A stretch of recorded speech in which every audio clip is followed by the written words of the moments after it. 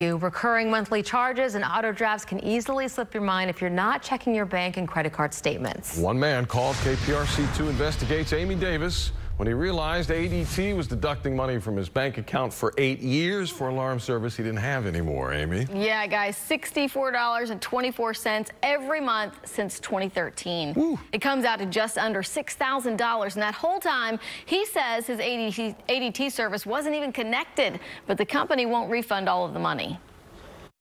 When Kenneth Thornton moved to Mission Bend more than 20 years ago, he and his wife signed up for ADT. Fast forward to 2013. The alarm system started shorting out and causing false alarms.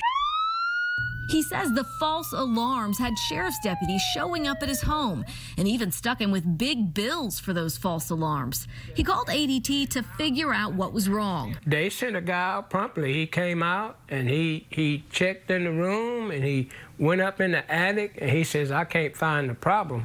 He said, so I'm going to have to disable it. You didn't think you needed to make any extra phone calls? I told him right there, I said, hey, I don't want it. If it's not working, I don't want it.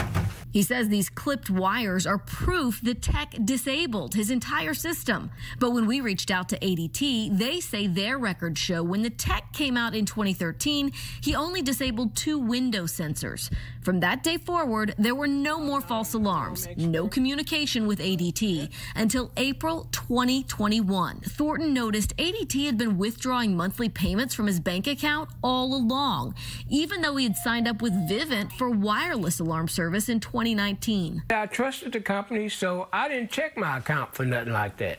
I did, and I should have.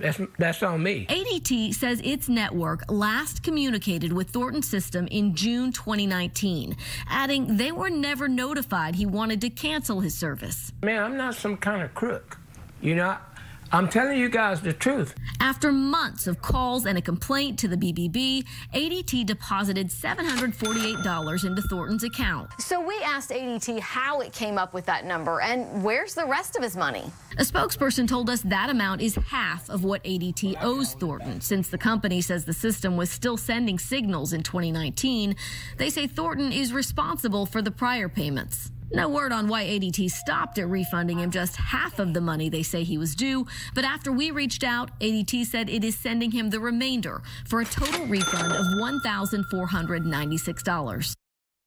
Still, it is a tough way to learn. You gotta check your bank and credit card statements for errors every month. And in this case, ADT said its technician was not authorized to cancel Thornton's account.